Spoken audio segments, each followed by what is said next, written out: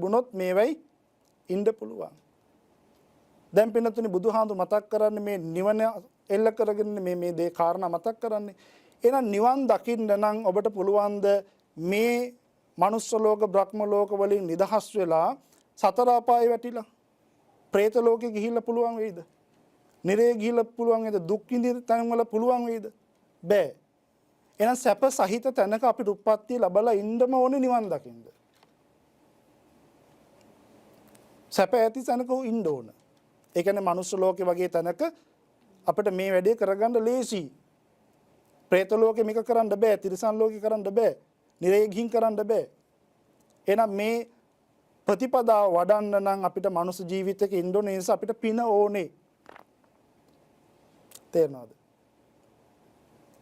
ඒ පින් කරගත්ත කෙනාට තමයි මෙතනින් නිදහස් වෙන්න අවශ්‍ය කරන මඟ හදා ගන්න පුළුවන්.